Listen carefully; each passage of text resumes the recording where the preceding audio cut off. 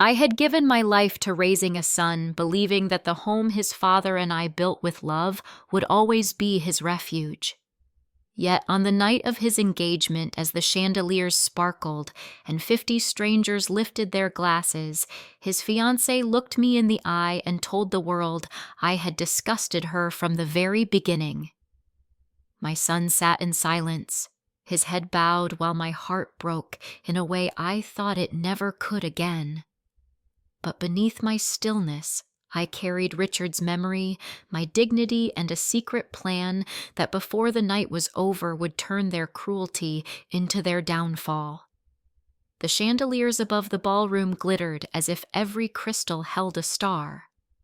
I stood near the entrance, clutching my small silver clutch like it was an anchor.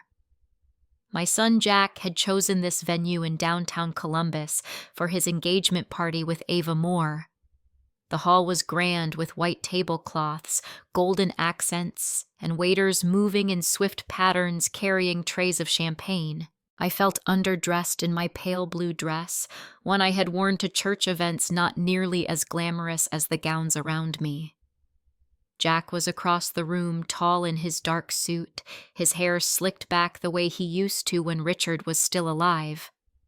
For a moment, I saw a shadow of the boy who once ran through our kitchen barefoot and laughing, begging me to cut his pancakes into stars. My heart ached with the memory, but it was quickly drowned out by the sight of Ava on his arm. She was radiant, no one could deny that, with her long auburn hair cascading down her back and a sequined emerald dress that clung to her like it was crafted just for her. Her smile gleamed, but when her eyes landed on me across the room, I felt the familiar chill. Guests swirled around me, introducing themselves politely, but with a certain weight in their words. They all knew Ava's family. They owned several dealerships around Ohio, and her mother Helen had the kind of presence that filled a room. When she laughed, heads turned, not always with warmth. Dinner was served, a 3-course meal I barely tasted. I moved my fork around the plate, nodding when someone spoke to me, pretending I was part of the current. But I was not. I felt it in the way Ava's relatives looked at me, their smiles too thin, their eyes drifting over my thrift store shoes. When the plates were cleared and the waiter set fresh champagne at every seat, Ava stood up. She tapped her glass with a fork, the room hushed instantly. Jack rose halfway, but she touched his arm, gesturing for him to sit. She wanted the spotlight for herself. Her voice carried light but sharp enough to cut through the air. She thanked everyone for coming, for blessing their union, and praised her parents for the beautiful evening. Then she turned her gaze toward me, as if the whole party had been building to this moment. From the day I met May Carter, she said, her lips curving into something that wasn't quite a smile, she disgusted me. I felt a flush crawl up my neck. The room stiffened, a murmur rippling at the edges. Ava didn't falter. She lifted her glass higher. I always thought she didn't belong in Jack's future, and tonight I want to make it clear she has no place in our home, in our lives, or in the house that will soon be ours. I heard the sharp intake of someone's breath nearby, a fork clattering against a plate. My chest tightened, the words piercing deeper than I expected. It wasn't that I hadn't imagined her cruelty, I had felt it in every interaction since the day Jack brought her home. But to hear it out loud in front of hundreds of eyes was something I could never prepare for. My instinct was to look at Jack. He was seated 2 places down, his head slightly bowed. His hand gripped the white napkin on his lap so hard that his knuckles whitened. He didn't say a word, not a defense, not a protest, not even a glance my way. His silence screamed louder than Ava's words. I tried to steady my breath to keep the tears from gathering. All around me, people shifted uncomfortably, some pretending to sip their drinks, others looking anywhere but at me. Helen Moore smiled tightly as though this was nothing more than a toast gone wrong. I thought of Richard then. He would never have allowed this. He would have stood tall, his voice commanding, reminding everyone that respect was not negotiable. The ache of his absence pressed against my ribs. The applause that followed was hesitant, scattered, but enough to signal that the party had moved on. Ava took her seat again, beaming her hand sliding over Jack's as though nothing cruel had just been said. I sat frozen, staring at the flicker of candles in the center of the table. My palms were damp, my pulse hammering in my ears. Jack still looked down the napkin crushed in his fist. In that silence between us, I felt the truth settle heavy inside me. Something had shifted tonight. Something irreversible. I raised my glass slowly, not to toast, not to join the cheer, but to mask the tremor in my hand. I let the champagne touch my lips without swallowing. My eyes stayed fixed on Jack, waiting for him to lift his head to acknowledge me, to prove that somewhere beneath Ava's shadow he still belonged to me. But he did not. The music started again, laughter returned in waves, the chandeliers sparkled like they had before, yet the air around me felt colder, denser. I forced a smile for the sake of the guests who dared glance my way, though inside my heart was breaking with every tick of the clock. I folded my napkin carefully, placing it beside my untouched plate, and let my hand rest on the table to stop it from shaking. That was the moment I understood that silence could wound deeper than words, and Jack's silence was the sharpest cut of all. When I finally left the ballroom, the night air felt damp and heavy against my skin. I drove home in silence, the city lights blurring through the windshield, my chest tight with words unsaid. By the time I unlocked the door of the house on Maplewood Drive, the one Richard and I had bought 35 years ago, the silence of its walls wrapped around me like a blanket that no longer brought comfort. I dropped my purse on the console table and let my coat slide from my shoulders. The house smelled faintly of old wood and lavender polish, the same way it had since the day we moved in. Every corner carried Richard's presence, even now 5 years since the heart attack that had taken him from me on a chilly November morning in 2018. I walked into the kitchen and stood by the counter, pressing my hand against the cool granite. The memory of Richard was strongest here. I could still see him at the stove in his faded Buckeyes sweatshirt, pouring coffee into the mug he always insisted was chipped in just the right way. The mornings were ours. Bagels toasted, just enough butter melting in uneven swirls, Jack running circles around the table with a toy plane in his hand. His laughter had filled this room, and Richard would lift him into the air like he weighed nothing at all. I pulled a chair out and sat down, staring at the empty table. I could almost hear the scrape of Richard's newspaper as he turned the page, the low hum of his voice when he read something aloud to me. We had built more than walls here. We had built a life, a rhythm that felt unshakable. This house was not just lumber and stone. It was the story of us. After Richard died, I held on to it with both hands. People told me it was too much house for one woman, that I should sell and downsize. But how could I? Every nail, every window frame had a memory stitched into it.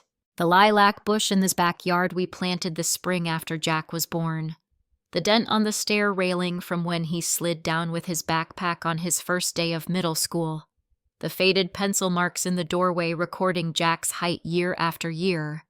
This house was Richard's gift to me, the last piece of him that still felt alive. I stood and wandered into the living room. On the bookshelf tucked behind worn novels and holiday photo frames was the old family album. I pulled it down its leather spine, cracked the cover, softened from years of hands turning its pages. I set it on my lap and opened it slowly, the smell of old paper rising. The first picture was of Richard and me on the front steps the day we bought the house in 1988.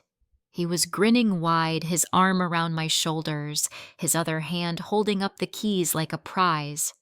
I looked so young then, hair curling around my face, hope shining in my eyes. Page after page, I watched our lives unfold. Jack in his little league uniform, mud streaking his pants. Richard barbecuing in the backyard with smoke curling around him. Christmas mornings with wrapping paper scattered everywhere, the tree glowing in the corner. My fingers trembled as I traced Richard's face in one of the pictures. His eyes crinkled at the edges, his smile as warm as a summer afternoon. He had been everything solid in my life, the anchor when storms came. Losing him was like losing the map and the compass all at once. I leaned back, clutching the album against my chest. Tonight's humiliation at the party replayed in my mind, Ava's voice slicing through the air, declaring that I had no place in the house. My house. Our house. Richard's house. The cruelty of her words burned deeper now. She had not only tried to strip me of dignity, but also laid claim to the very thing Richard had left behind. This home was never hers to take. It was not a bargaining chip or a trophy. It was our legacy. Tears stung my eyes, but I let them fall one by one, soaking into the fabric of my dress. I thought of Jack again, sitting silent while Ava spoke, his head bowed, his napkin clenched in his hands. That silence haunted me more than Ava's words.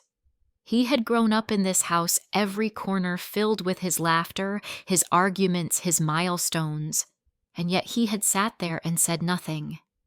I turned another page and saw a photo of Jack as a boy no older than 7, missing front teeth arms wrapped tight around Richard's neck. His smile was pure unguarded. I whispered into the empty room, asking where that boy had gone, where the man he became had hidden himself. The clock ticked in the quiet house. Outside, a car drove by, its headlights sweeping across the living room wall before fading. I wiped my face with the back of my hand and set the album gently on the coffee table. As my palm lingered on the worn cover, a realization pressed heavy in my chest. Richard's legacy. This house, all of it was slipping into the hands of someone who despised me. And if I did nothing, the life we had built together would be erased piece by piece. I sat there for a long time, the weight of the album anchoring me to the couch, until the night grew too quiet and the fear too loud. That was when I understood. The house was not just walls and memories. It was a promise Richard had left me, and that promise was now under threat. It was the spring of 2021 when Jack showed up at my front door with Ava by his side. He had just lost his job at a tech firm in Chicago, and his voice carried that mix of shame and defiance I knew too well from when he was a boy who had gotten himself into trouble but did not want to admit it. Ava stood close to him, her arm looped through his, her chin lifted high as if she were walking into a place she already owned. I welcomed them in trying to mask my concern with warmth. Jack hugged me quickly, distracted, while Ava's eyes roamed over the hallway, the family photos, the worn oak banister. She gave a polite smile that never reached her eyes, and then let out a soft laugh as she ran her hand along the wallpaper. It was subtle, but I caught it, the quiet dismissal. That first evening at dinner, she mentioned how the house had a certain quaint charm, the kind you saw in old movies. Jack chuckled, though I could hear the edge in his voice when he agreed. I brushed it off at the time, telling myself I was sensitive, still adjusting to the presence of this woman who seemed to measure every inch of my home with her eyes. But the comments didn't stop. The following weeks were filled with her little observations, each one dressed in sweetness but sharp underneath. She admired the fireplace mantel, but wondered aloud if it might look fresher painted white. She said the kitchen was cozy, then added that stainless steel appliances would really brighten it up.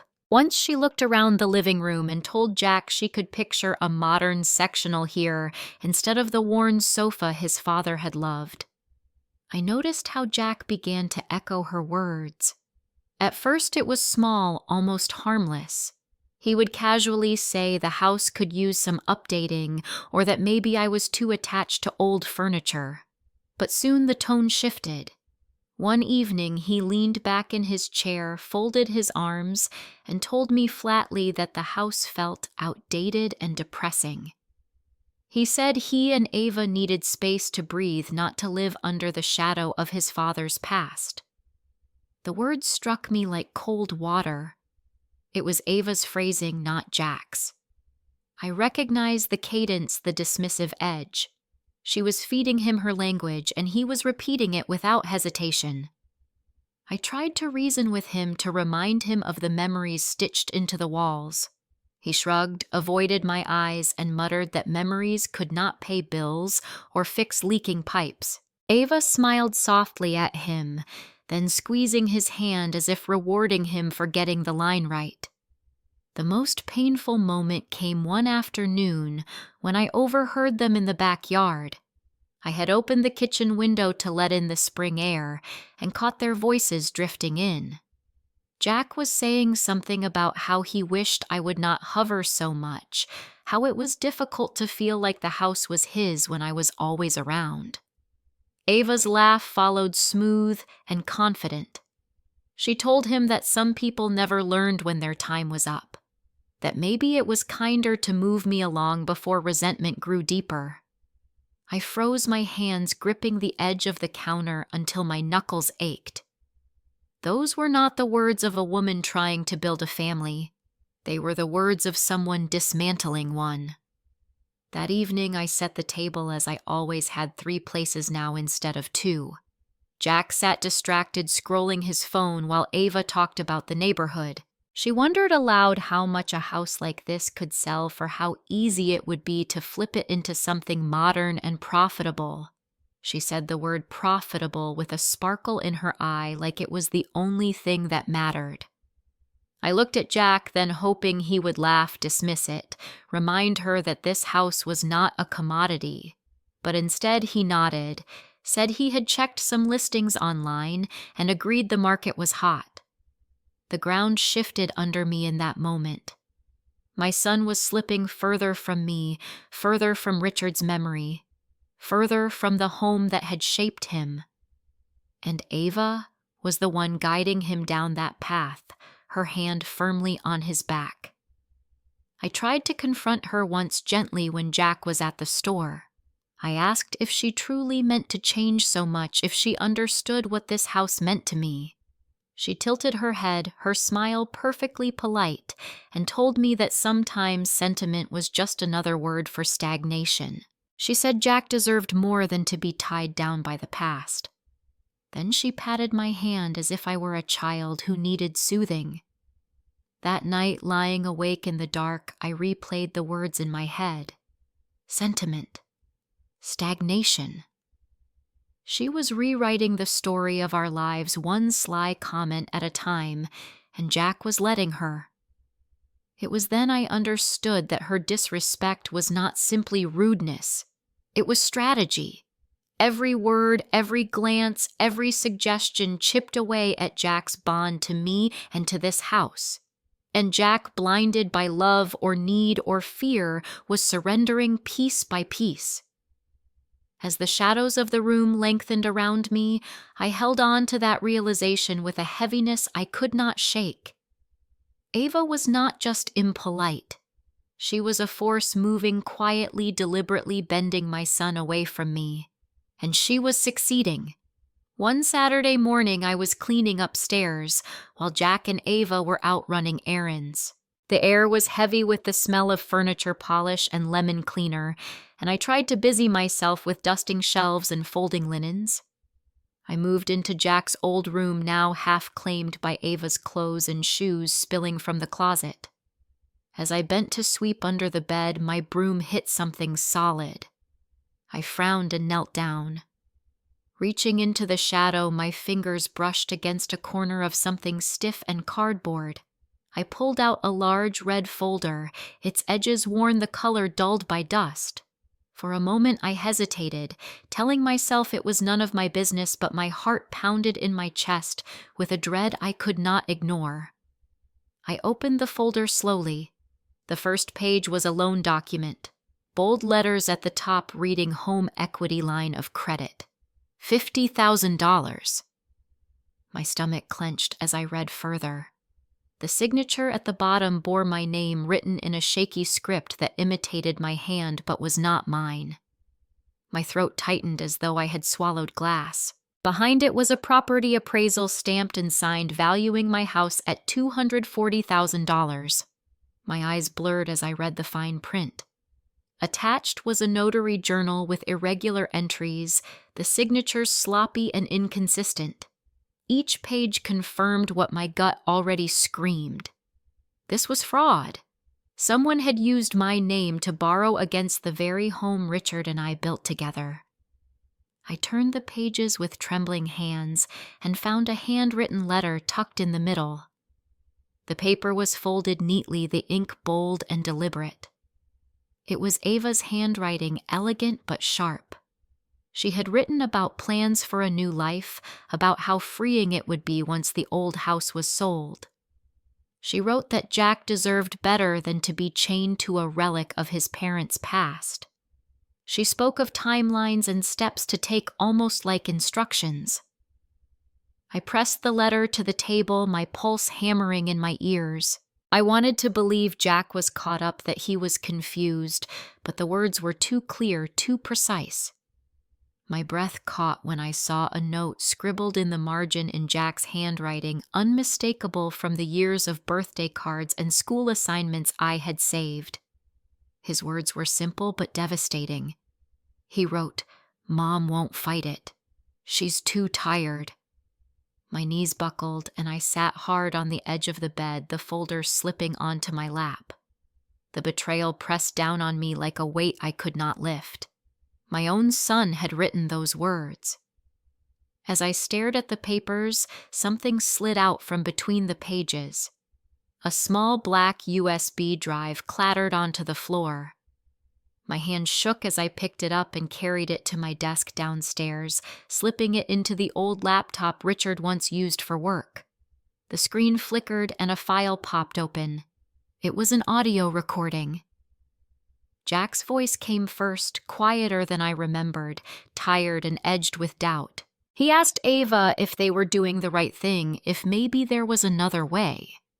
Ava's response was sharp and confident. She told him it was the only way to secure their future, that my house was an asset waiting to be unlocked. Then Jack said something that made my blood run cold. He asked what they would do about me. Ava's laugh followed, light and dismissive.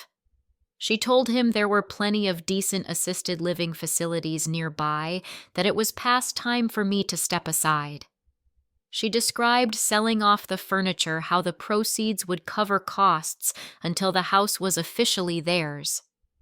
I sat frozen, listening to the two voices I knew so well plot a future without me in it. Each word felt like a knife slicing through the fragile hope I still clung to. Richard's memory. The years of sacrifice, the love poured into every corner of this house, all reduced to numbers and plans on a piece of paper. I replayed the recording again and again, trying to catch any sign that Jack resisted any moment he stood up for me. But there was nothing. Only his weary sighs, his small agreements, his silence where I needed his voice most. I closed the laptop with a shaking hand and pressed the red folder to my chest. My breath came in short gasps, and my vision blurred with tears I refused to let fall. This was not just Ava's cruelty anymore. This was Jack's choice. His handwriting, his voice, his complicity. For the first time, the word formed clearly in my mind. Conspiracy. They were conspiring together, united not in love, but in betrayal. And I was the obstacle they intended to erase. I placed the folder back on the desk, staring at the evidence spread out before me. The loan papers with my forged signature, the appraisal, the notary entries, Ava's letter, Jack's scrawled notes, the USB file still glowing on the laptop screen. The truth lay bare, undeniable. As the late afternoon light slanted through the curtains, I felt my hands curl into fists. My body trembled not only with sorrow, but with something sharper, something alive. The wound of betrayal burned, but beneath it sparked a fire I thought I had lost. They thought I was too tired, too weak, too sentimental to fight. I slid the folder, closed my fingers lingering on the rough edge of the cardboard. My breath steadied, slow and deliberate. They had underestimated me. The house was quiet around me, but inside my chest there was a storm gathering.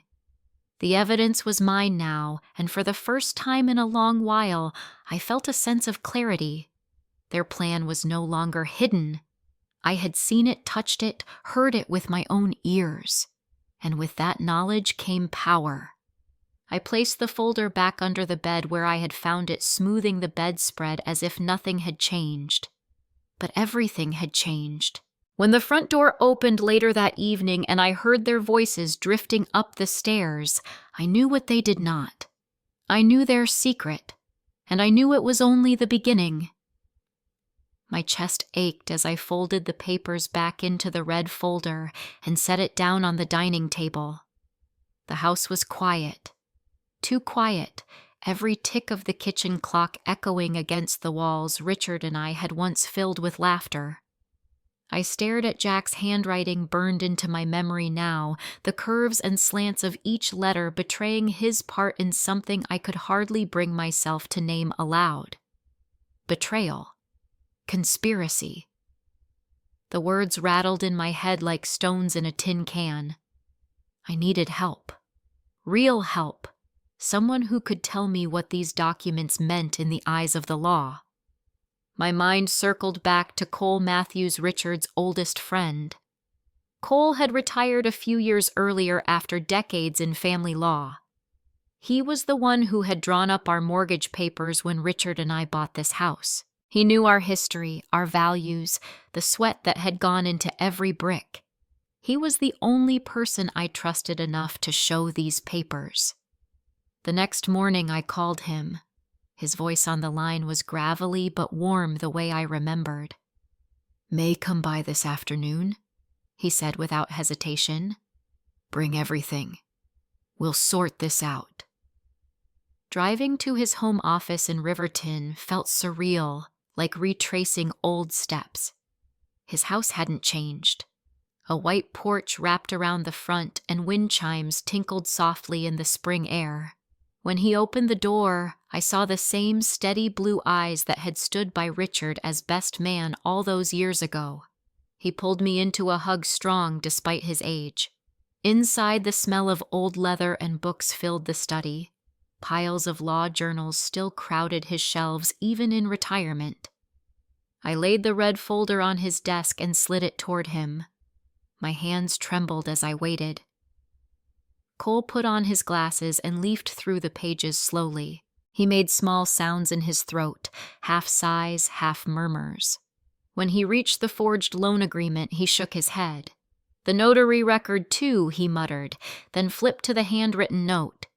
His eyes narrowed as he read. Finally, he leaned back, took off his glasses, and looked at me with a mixture of sadness and steel. "May, this is not just fraud," he said. "This is conspiracy to erase you. They are planning to cut you out entirely, not just from the house, but from your independence, your legacy, your name." The words hit me like cold water. Conspiracy. Hearing it spoken aloud by someone trained in the law made my stomach twist. Cole tapped the papers. The forged HELOC alone is enough to pursue criminal charges, but combined with this note and the USB recording, this is a deliberate scheme. They want to force you out, liquidate everything, and silence you. I clenched my hands together in my lap, willing myself not to cry. What do I do? Cole? How do I stop them? His voice was calm, deliberate. First, we safeguard your estate. We draft a new will immediately, leaving no ambiguity. If Jack and Ava think they can inherit by pushing you aside, they will be sorely mistaken. Second, we notify the bank. That loan must be frozen before they pull money out. Third, we gather evidence. The stronger your file, the faster the authorities and courts will act if this escalates. The room felt small around me, the air heavy with the reality of what lay ahead. I thought of Richard, of his steady hand guiding mine as we signed the original deed, his voice telling me we had built something lasting. I wanted to protect that promise. Cole opened a drawer and pulled out fresh forms. He wrote quickly, his pen scratching across the paper, his years of practice evident in the economy of his movements. He slid the draft toward me. Read this, May. It transfers your estate upon your death not to Jack, but to the Riverton Community Shelter.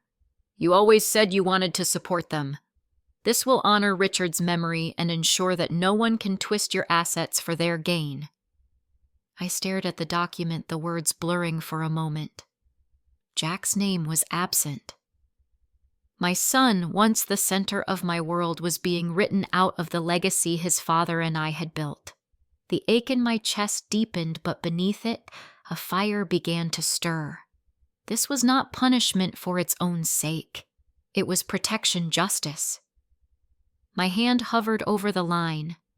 I remembered Jack as a boy running barefoot through the yard, begging Richard to toss him higher into the air. That child was gone, buried beneath choices and a woman's manipulation. My pen touched the paper, and with each stroke of my name, I felt a strange mixture of grief and resolve. When I finished, Cole pressed the notary seal he still kept for private practice, his hand firm. "It is done," he said softly. "Your house, your assets, your memory are safe from them now." I exhaled the air, leaving me in a shudder. For the first time in weeks, I felt a measure of control return. But with it came a new fear. If Ava and Jack had gone this far already, what would they do when they discovered they had been cut out? Cole must have read my thoughts. "They will not take this quietly," he warned. "People who conspire rarely stop at one attempt. We need to be ready for their next move." His words settled into me hard and certain. The fight had only just begun, and I was no longer the quiet mother at the edge of the engagement party, too stunned to speak. I was a woman prepared to defend everything that mattered, no matter the cost. The morning after meeting Cole, I woke before sunrise, the sky outside my window still painted in shades of pale gray. My chest felt heavy but steadier than it had in weeks. I fixed myself a pot of coffee and sat at the kitchen table, the steam curling into the air, and reread the fresh copy of my will. The ink of my signature was still dark, the pages crisp, untouched by time. The decision I had made was final, and it gave me a quiet strength. Later that afternoon, Cole picked me up in his old Buick. The leather seats creaked as I slid in, and the smell of faded tobacco hung in the air. He had the red folder resting on his lap, the very same one I had found under Jack's bed. I stared at it and felt my throat tighten, but Cole gave me a small nod as if to remind me we were moving forward now, not back. We drove through Riverton's downtown past the diner. Richard and I used to visit past the hardware store where Jack had once begged for his first baseball glove. The memories clung to me like shadows, but I forced myself to focus on the moment. The bank loomed ahead, a sleek glass building, polished and modern, so different from the modest brick branches Richard and I had trusted decades ago. We walked inside, and the cool air conditioning hit me instantly. My palms grew damp. A receptionist guided us into a small conference room where a man in a gray suit introduced himself as Michael Hartley, Senior Fraud Investigator. His handshake was firm, his eyes alert, the kind of man who had seen every trick people tried to pull. Cole opened the folder carefully, laying out each piece of evidence on the glossy wooden table. The fraudulent loan documents, the appraisal for $240,000, the notary log with my name sloppily copied. Hartley examined them with practiced patience, his brow furrowing deeper with each page. When he asked if I had ever signed for a home equity line of credit, my voice cracked but held steady. No, never. I have never borrowed against this house. He gave a slow nod, slid the papers back into the folder, and spoke firmly. These accounts will be frozen immediately. Nothing will move until our investigation is complete. Expect 6 to 8 weeks, and you'll receive written confirmation. Relief washed over me, fragile but real. I exhaled, realizing how tightly I had been holding my breath. Cole pressed further, asking about the notary record. Hartley turned his screen toward us. There it was, my name scrawled in shaky letters, my driver's license number typed beneath it. At first glance, it looked convincing, but my heart sank as I noticed the subtle mistakes. The digits in my license number were reversed. The signature slanted awkwardly to the left, something I never did. I leaned closer, my pulse hammering. This is not me. I never sat in front of any notary. Cole pointed out the errors and Hartley nodded. This is consistent with falsified ID records. Someone had enough of your information to pass the first test, but not enough to replicate the details exactly. His words hit like a gavel striking wood. Fraud, not an accident, not confusion. Fraud with intent. I sat back in my chair, my fingers gripping the armrest. Images of Jack and Ava filled my mind, sitting in their room, whispering plans, drawing timelines, imagining how easy it would be to shove me aside. My own son, my only child, lending his handwriting to this betrayal. Hartley continued outlining next steps. The bank's compliance department would launch a full-scale review. The notary involved would be contacted, and if discrepancies were confirmed, law enforcement might be brought in. He asked me to provide a sworn written statement detailing that I never authorized the loan. My hand trembled as I signed, but the strokes were deliberate strong. For once, my signature stood as a weapon, not a weakness. When we left, the sky had opened into a fine drizzled droplets clinging to my hair. Cole held the door for me, his voice low but steady. They've dug a deep hole for themselves, May. What matters now is that you're standing at the edge, not inside it. That evening back at the house, I sat with the confirmation letter Hartley had already arranged to be drafted. The bank seal glistened faintly under the kitchen light. My fingers traced the words. Account frozen. Pending investigation. It was official.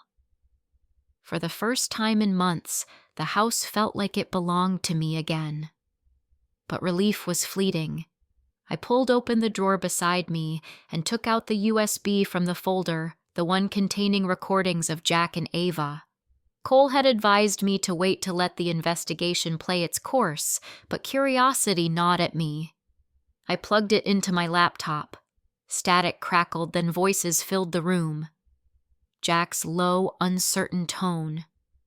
Ava's sharp, confident instructions. Their words cut through me. They talked about selling furniture, about numbers on the appraisal, about me. Ava laughed, calling me outdated.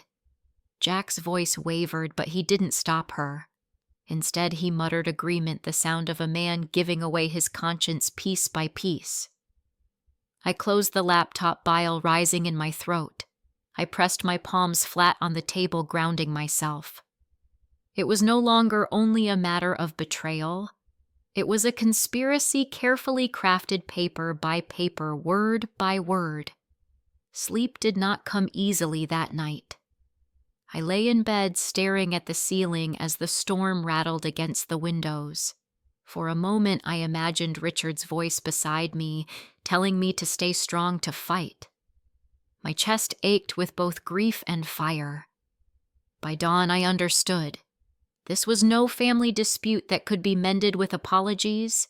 This was a war fought in documents, signatures, and secrets, and I had just taken the first step onto the battlefield. The invitation came tucked in a pale blue envelope that smelled faintly of perfume delivered by Ava herself, as if it were a gesture of goodwill. She set it on my kitchen counter with a smile too sweet to be real and told me her mother was hosting a small afternoon tea that weekend. I knew better than to think I was being invited as family. This was a performance, and I was expected to sit quietly in the audience. That Saturday, I put on a navy dress Richard had always liked, simple but dignified, and drove across town to the Moore residence. The house rose at the end of a gated drive, brick walls wrapped in ivy, the kind of place that spoke of generations of money and privilege. I parked my old Toyota at the far end, surrounded by polished black SUVs and a silver Lexus. My hands lingered on the steering wheel before I forced myself to step out.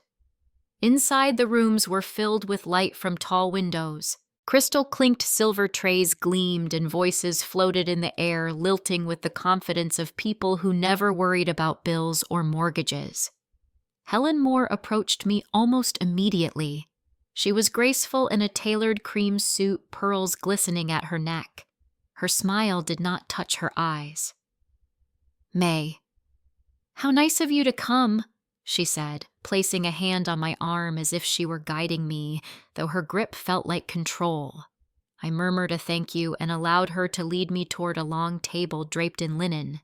Ava sat there already radiant, her hair styled to perfection, as though this tea were another engagement party in miniature. Jack was at her side, his expression guarded. I took a seat across from them, my back straight, my heart steadying itself for whatever was to come. Cups of tea were poured into porcelain so delicate I feared I might break it with a single touch. Small cakes and finger sandwiches were arranged like works of art, but I found no appetite. Conversation flowed easily among the Moores, talk of charity boards, vacation homes, and country clubs. I listened feeling like an intruder. When Helen finally turned her attention to me, her voice carried a softness that was anything but kind. "You must be relieved, May, knowing Jack has found stability with Ava. It will be such a comfort, I imagine, not having to carry the burden of that old house much longer." The words settled over me like ice. I held my teacup steady, forcing my lips into a faint smile. "That house is my home," I said, my voice calm, though I felt the blood rush to my cheeks. "Richard and I built our lives there." Helen tilted her head as though I had said something quaint, something slightly embarrassing. "Of course, dear, but homes like people have their seasons. It will be wonderful for the young couple to start fresh, don't you think?" Across the table. Ava smirked. Jack's eyes darted downward, his hand tightening around his cup. No protest came from him. The conversation continued, each remark threaded with subtle barbs. Helen spoke of renovations, of modern touches the house could use, as if the decision were already made. One of Ava's aunts chimed in about young families needing space, implying I was only occupying what should naturally belong to them. My chest burned, but I kept my expression composed, refusing to let them see the hurt. When the plates were cleared and the tea replaced with sparkling water, Helen leaned closer, her perfume strong, her voice low enough for only me to hear. "May, it must be hard watching change happen around you, but sometimes the best gift we can give our children is to step aside gracefully." My stomach tightened, but I managed to hold her gaze. "I have always given my son everything I could," I replied softly. "Grace is not the issue here. Respect is." For a brief second, something flickered across her face, perhaps annoyance, perhaps recognition that I would not be cowed. But she quickly replaced it with a polished smile and turned back to the group, leaving her words hanging between us like a verdict already written. I sat in silence as laughter bubbled around me, as Ava leaned into Jack, her hand resting possessively on his arm, as Helen's eyes gleamed with satisfaction. It struck me then that Ava was not alone in her schemes. She had an entire family standing behind her, ready to erase me, to smooth the path for their daughter. This was no private quarrel between mother-in-law and fiancé. It was an alliance, a wall of wealth and arrogance built against me. When I finally rose to leave, Helen escorted me to the door. "Thank you for joining us," she said warmly, her hand brushing mine in a gesture that was both polite and final. I walked out into the fading light, the air cooler now sharp with the scent of approaching rain. In my car, I sat for a long moment before starting the engine. The house loomed behind me, windows glowing like watchful eyes. My reflection stared back at me from the windshield, and I whispered into the silence, "You are not alone in this fight, May. They may think they have power, but truth has its own strength." As I drove away, headlights cutting through the dusk, the ache in my chest hardened into something steadier. The Moores had revealed themselves. They wanted me gone, and they thought it inevitable. But I knew better. What they mistook for fragility was resolve, and I would not let them strip away the life Richard and I had built. I walked into the bookstore on Main Street that Thursday afternoon, with the bell chiming faintly above me. The shelves smelled of paper dust and faint lavender from the sachets June always tucked between the stacks. That scent usually settled me, but my stomach felt like a knot that refused to loosen. June Miller looked up from the counter, her reading glasses low on her nose, and her face warmed into a smile. "May," she said softly, as if she had been waiting for me. "Come sit." She motioned toward the little table at the back, two mismatched chairs tucked under it, the spot where we had shared endless cups of tea and long stories about our children. I walked over and eased myself down, already sensing from the way her hands trembled that she had something heavy on her heart. "There's something you need to hear," she began once we were alone in the back corner. She slipped her glasses into her pocket and leaned forward. "It's not easy to say, but I wouldn't forgive myself if I kept it from you." My chest tightened. "What is it, June?" She sighed, clasping her hands together. "At church last week during the women's group, Ava spoke up. She wasn't shy about it either. She told everyone your house would belong to her soon, that it was only a matter of time. She said it in such a way that people laughed as if it was already settled." Her words landed like stones. I felt my throat close up, shame washing through me. She had gone beyond insulting me in private moments. Now she was performing, spinning her web in the very community that had watched me grow, that had once seen me as steady and dependable. June reached for my hand, her eyes full of sympathy. May, they were all listening. And the worst part is, some believed her. I could see it in their faces. The edges of my vision blurred as anger burned hot under my skin. Richard and I had built that home from the ground up. Every brick, every coat of paint, every holiday meal had etched it into our family story. And now this young woman thought she could claim it publicly like I was nothing more than a caretaker keeping it warm until she stepped in. I forced myself to breathe slowly. "Did anyone defend me?" June hesitated. A couple of them looked uncomfortable, but most stayed quiet. "You know how people are. They like to avoid tension." I nodded stiffly. The silence of others cut as deeply as Ava's words. "She's spreading lies," I said at last, my voice sharper than I intended. "She's trying to erase me." June leaned closer. "May, this isn't just about her being rude. This is calculated. She wants to turn people against you to make it seem like you don't belong." Her words rang true. I thought of Helen Moore at the tea, her smug glances, her remarks about the house soon belonging to the young couple. The pieces fit together. Ava had a whole family behind her, a network willing to whisper, to laugh, to validate her narrative. And Jack, my son, was caught in the middle, too weak or unwilling to contradict them. I straightened my back. I can forgive life for taking Richard too soon. I can forgive mistakes made out of ignorance. But forgiveness does not mean opening my door to betrayal. June squeezed my hand firmly. That's right. Forgiveness isn't surrender. A strange calm spread through me, the kind that comes after tears when resolve begins to harden. I looked at June and saw her faith in me, her certainty that I could stand tall again. I will not let her define me, I whispered. You won't, June said, nodding with conviction. And you're not alone. We talked for a while longer. She reminded me of times in the past when I had faced loss and found strength. She recalled the year Richard fell ill, how I held the family together. She said she had always admired my quiet resilience, and hearing her say it made something in my chest loosen. For the first time in weeks, I felt less isolated. As I left the shop, the air outside carried the crisp scent of autumn leaves.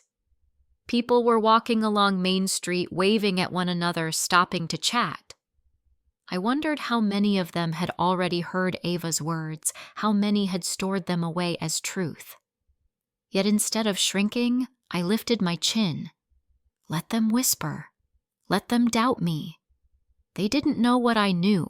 Driving home, I glanced at the passenger seat where an old photo album rested, one I had picked up earlier that day. Richard's smile beamed from the cover photo, Jack, a little boy perched on his shoulders. The house stood proudly behind them. That image wasn't just a picture. It was a statement of everything we had built, of everything still mine. When I pulled into the driveway, the porch light flicked on automatically, welcoming me home. I sat in the car for a long moment, listening to the ticking engine. Ava could tell her stories in church basements and parlors, but I carried the truth in my bones. Forgiveness, I thought again, is not an invitation for betrayal. And I would prove it. I was carrying a basket of laundry down the hallway when the sound of Jack's voice pulled me to a stop. It was sharp, low, and strained the way a man sounds when a corner closes in on him. I leaned closer to the crack of his door, the woven handle of the basket cutting into my palms. I told you I'll have it. Just give me 2 more weeks, he said, his tone pitched with desperation. The reply was muffled, a rough male voice bleeding through the speaker, loud enough for me to catch only the edges of threats. The way Jack's breath quickened told me everything else. I don't have that money now, but I will. Please just hold off until the end of the month. Silence followed, long and heavy. My chest tightened as if I were the one under pressure. Then came the quiet click of the call ending. For a few seconds, I thought maybe he would throw the phone against the wall or bury his head in his hands, but instead, I heard the subtle creak of the mattress springs. He sat down. I shifted my weight, ready to leave, when another voice entered the room. Ava's. Her heels clicked against the floorboards with a confidence that belonged to someone who had never begged anyone for anything. How much she asked, her words crisp, controlled. Too much, Jack muttered. The cards, the truck loan, that investment I never should have touched. They're all stacked on top of each other. I'm drowning, Ava. Her laugh was sharp, short, like glass breaking. You should have told me sooner. And what would that change? He snapped. You don't have the money either. It changes the plan, she answered smoothly. There was a pause before she spoke again, slower this time. There's only one thing valuable enough to fix this mess. My heart dropped before she even said it. Your mother's house. The words slid out of her mouth without hesitation, like a sentence already rehearsed. That's not an option, Jack said, though his voice lacked force. It's the only option, Ava pressed. That place is worth more than everything you owe combined. It's sitting there like an unlocked vault. If she cared about you, she would understand." Jack's voice cracked the sound of a man trying to stand tall but failing. "It's her home, Ava. It's where I grew up." She cut him off. "And what? You're going to let some childhood nostalgia bury us under debt. Do you think those collectors will pat you on the back and say, 'Poor guy, at least you have memories'? Wake up, Jack. We either take the house or we sink." I pressed my hand against the wall, steadying myself. My breath caught between disbelief and heartbreak.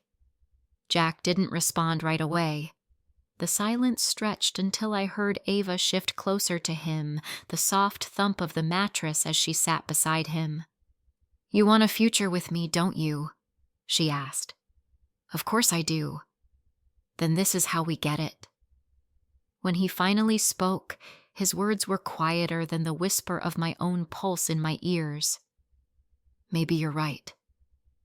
It was not Ava's venom that broke me. I had learned to expect poison from her tongue. It was the weakness in Jack's surrender, the way he let her words drip into his resolve and dissolve it like sugar in water. I backed away from the door, each step heavier than the last. In the laundry room, I set the basket down too hard, the thud echoing against the tile. I clutched the counter and let my head hang. Images rushed at me. Jack as a little boy, his cheeks smeared with peanut butter, grinning as he ran barefoot across the kitchen tiles. Jack at 12 standing beside Richard in the yard, both of them with matching dirt streaks on their faces from a day of raking leaves. Jack at 17 slumped over the dining table, pen in hand, as we worked through his college essay drafts together. The boy in those memories would have defended me. The man in that room upstairs had just nodded his head to a plan that would gut the very life Richard and I built. I folded the laundry with hands that shook, forcing order onto fabric while my world unraveled. A towel smoothed a shirt, creased a pair of socks, rolled as if neat corners could stitch together what Ava was ripping apart. That night I lay in bed awake, the ceiling staring back at me. I listened to the old bones of the house creak and shift, sounds Richard and I once teased about, the same sounds that used to make Jack feel safe when storms rattled the windows. Now those walls held secrets, and the storm was no longer outside. I thought of June's advice of forgiveness not meaning an open door. She was right. Ava had pried that door open once, and Jack had walked through it willingly. I could not stand there waiting with the porch light on, hoping they would return different people. The next morning, I sat at the kitchen table with my coffee untouched, watching the steam fade into nothing. My son had chosen silence over truth, surrender over loyalty. He had let Ava's ambition weigh more than his own mother's dignity. The house around me hummed with memories, and for the first time I realized those memories were mine alone. Cole's office felt heavier that morning, as if even the books along the shelves knew the weight of what we carried. He sat behind his oak desk, glasses low on his nose, the red folder open between us. He had highlighted passages, clipped notes, every page marked with care. When he lifted his head, his voice was firm. "May, this is more than paperwork. This is a deliberate conspiracy, and you cannot fight it with words alone." I knew he was right, though my stomach twisted. Words had already failed me with Jack. Silence had carved itself between us like a canyon. Now the only thing left was evidence, something that would leave no space for excuses. Cole tapped the folder. "I want you to meet someone who can help turn this into something undeniable. His name is Derek Lane." 2 afternoons later, I walked into a small studio space above a row of shops in downtown Riverton. Screens glowed in the dim light wires curling across the floor like veins. A man in his early 40s stood from his chair, tall and lean, his sleeves rolled up, the faint smell of coffee and solder in the air. "May, right?" he asked, his handshake firm. I am Derek. Cole says you are dealing with something most people would not believe unless they saw it with their own eyes. I set the red folder and the small USB on his desk. Believe me, I said some days I can hardly believe it myself. But it is real, and it is eating away at everything I thought my life stood for. Derek opened the folder, flipping through copies of forged loan documents, the skewed notary log, the appraisal. He plugged in the USB, and Ava's voice filled the room, sharp and manipulative, coaxing Jack toward betrayal. My chest tightened hearing it again, but Derek's jaw only set harder. "This is not messy family tension," he said quietly. "This is calculated fraud. If we put this together right, no one will be able to look away." Cole had been right to bring me here. Derek's studio became a workshop of truth. We started laying pieces out on a whiteboard, photographs, legal papers, transcripts. Derek wanted to build not just a case, but a story, something that would carry its own undeniable gravity. He asked for photographs of Jack growing up, anything that showed the life that house had sheltered. I returned the next day with a box of albums Richard and I had built together over decades. Derek lifted the lid carefully like it was something sacred. We spread the photos across his desk, Jack in his Little League uniform, Jack grinning wide with a missing tooth, Richard kneeling beside him while they hammered a loose board on the fence. My throat ached as I laid them down, but Derek only nodded. "These matter," he said. "People need to see what is being stolen. Not just a house, but history. Family love." On the screen, he built the opening frame, a wide shot of the house as it once was, shutters, bright the yard full of spring bloom. Then Jack as a boy, laughter caught in frozen images. Then the loan papers stamped and forged, stark against the innocence of those earlier pictures. Ava's voice came next, laced with venom, followed by Jack's silence, heavy with consent. Every layer made the story clearer. Cole provided his notes underlining the legal cracks, the false ID used at the notary, the mismatched signatures, the bank's freeze notice. Derek zoomed in on handwriting samples, enlarging them until even an untrained eye could see the fraud. At one point, Derek stopped playback and turned to me. "We are not just presenting evidence. We are walking anyone who sees this through a timeline they cannot escape. They will feel the shift from innocence to betrayal step by step." He typed a title at the top, "Timeline of the Conspiracy." The name chilled me, yet it also steadied me. For months, I had felt like I was drifting powerless in the storm. Watching Derek shape the evidence into a living account gave me back something I thought I had lost control. Still, grief pressed against me each time Jack's face appeared younger, softer, unmarked by Ava's influence. It felt like I was burying him all over again, this time not as a child, but as the son who had chosen against me. Richard's memory hovered in that studio, not accusing but reminding me that truth mattered more than comfort. Cole placed a hand on my shoulder as the video neared completion. "This is your shield, May. When the time comes, this will speak louder than any courtroom plea." The final cut showed the house as it stood today, shutters faded, but holding strong, superimposed with Ava's recorded words about stripping it bare. The contrast cut through me like glass. Derek leaned forward, arms braced on the desk, his eyes locked on mine. "No one can deny this," he said. "Not in court, not in whispers, not anywhere."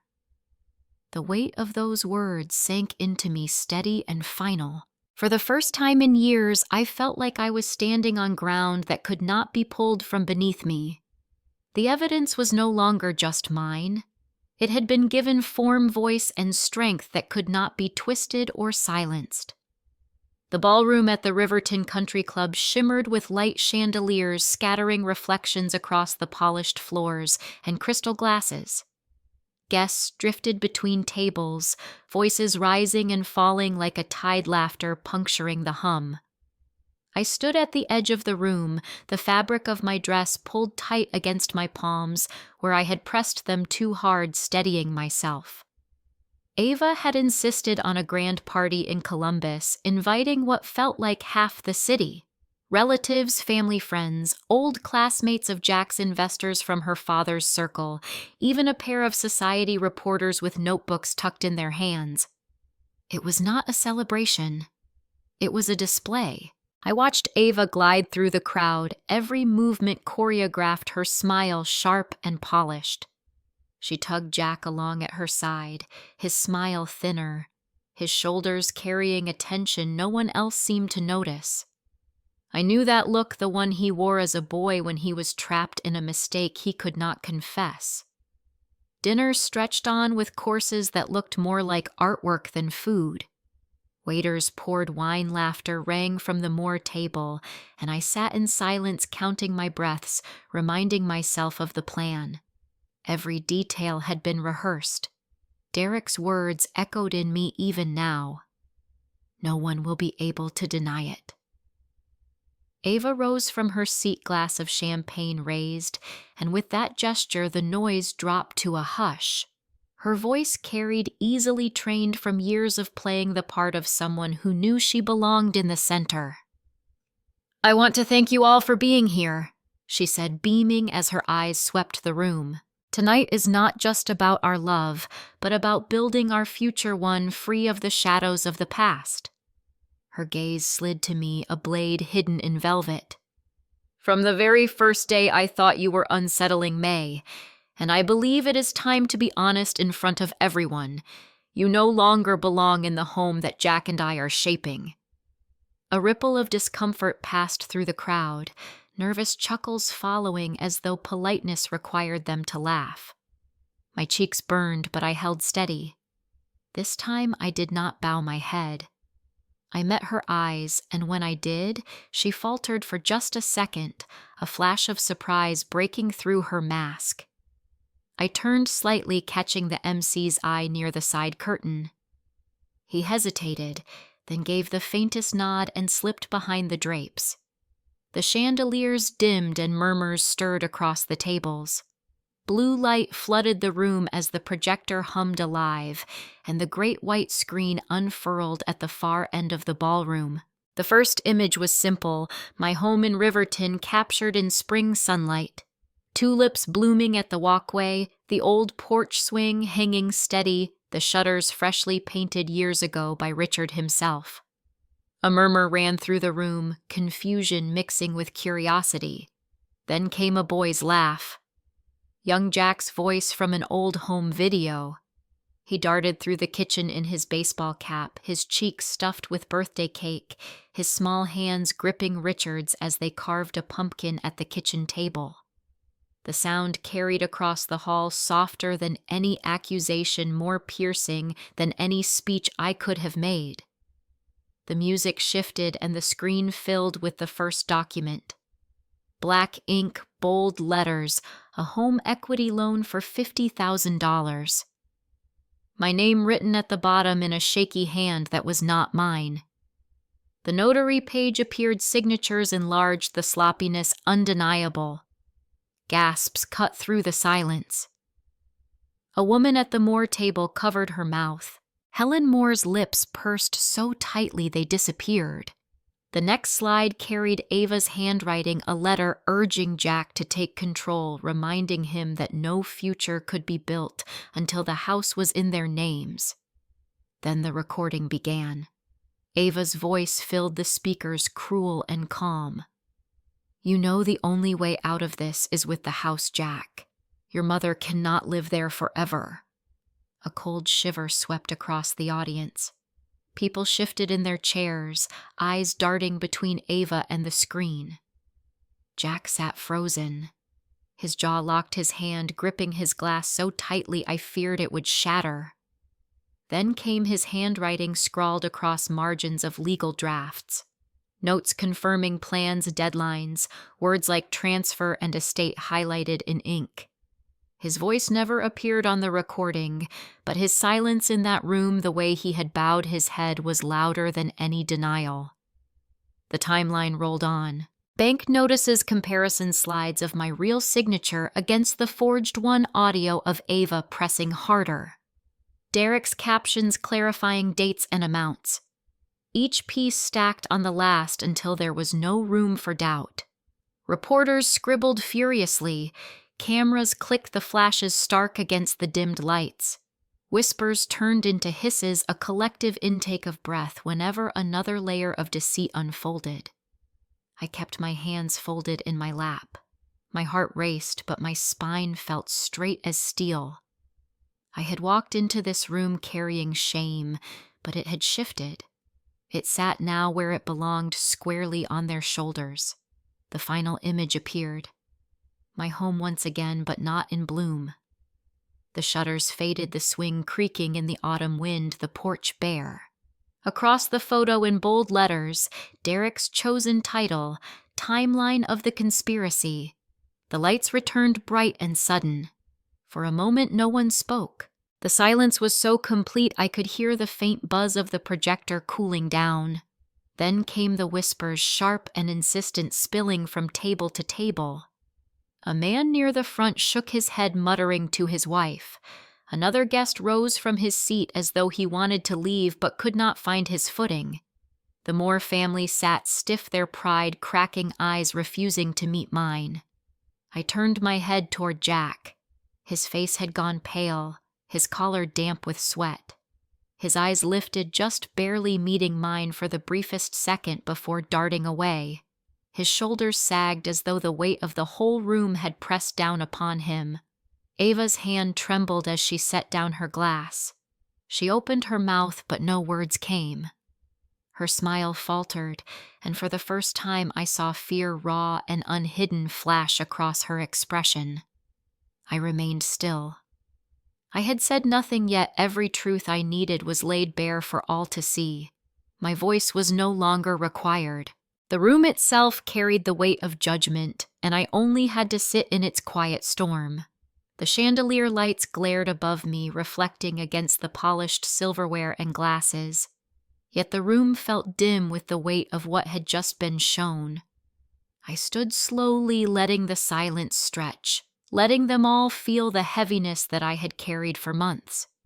My hands rested on the table for balance, though my voice came firm and unshaken. Jack, you thought silence was safety, but it was the sharpest knife you could ever twist. His face fell, his lips parting without words. Ava tightened her grip on his arm, her painted smile gone, her eyes darting around the room as if searching for a single ally. But no one came. Not the cousins who once praised her dresses, not the neighbors she charmed with false sweetness. Whispers buzzed like bees trapped under glass, and every head turned toward me. Cole moved from the corner with the deliberate steps of a man who knew his authority would land like thunder. He held a folder close to his chest. His voice calm and precise, sliced through the murmurs. The fraudulent loan has been canceled by the bank. An official investigation into forged documents and impersonated signatures is now underway. There will be consequences, both civil and criminal.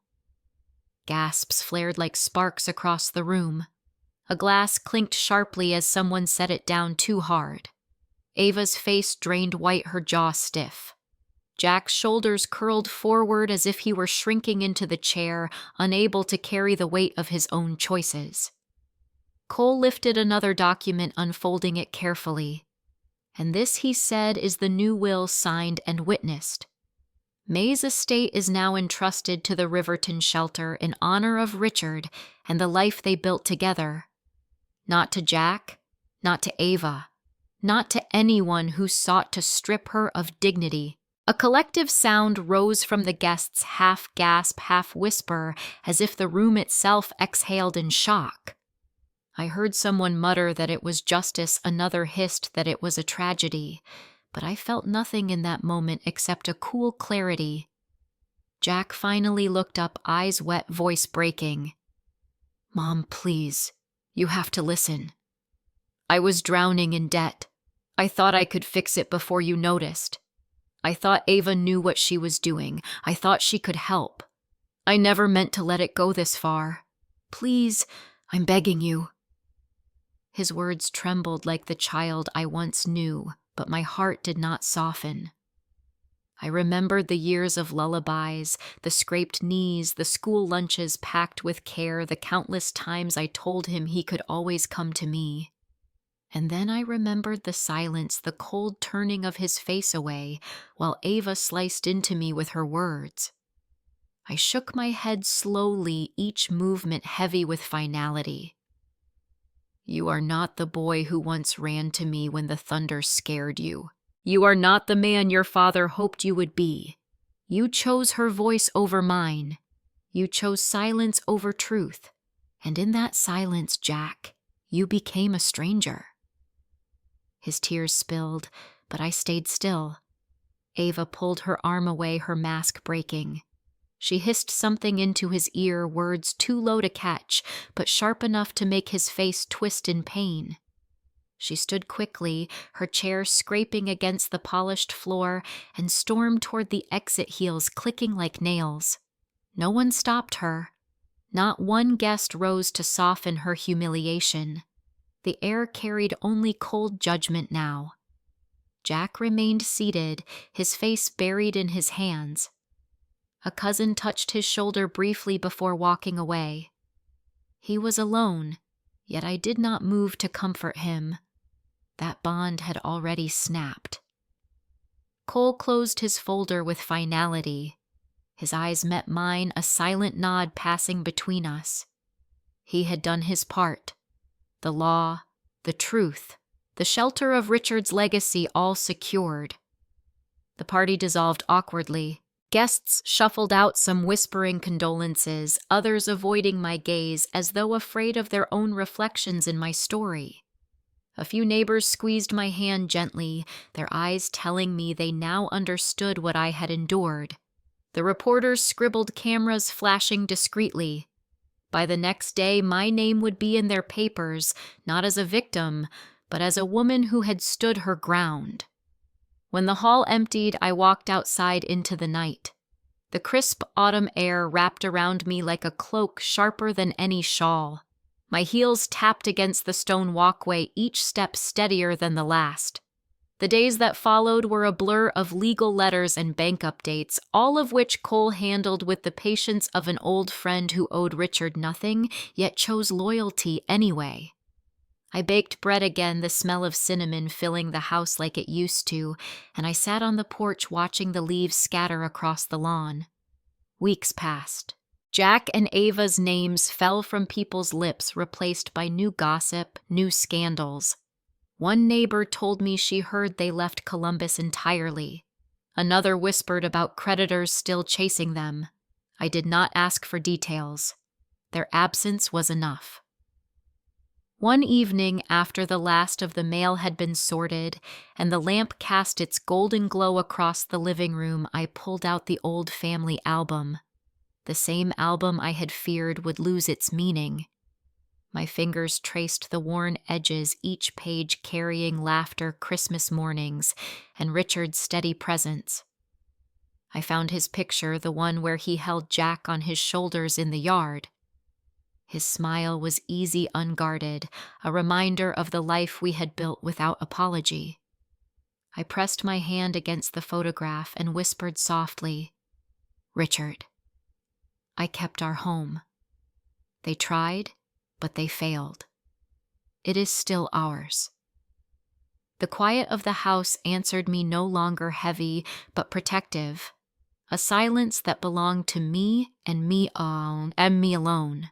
Months later, I found myself in Sedona, welcomed into a book club by women who had their own scars, their own stories. They passed me tea, asked about my favorite novels, and listened when I spoke.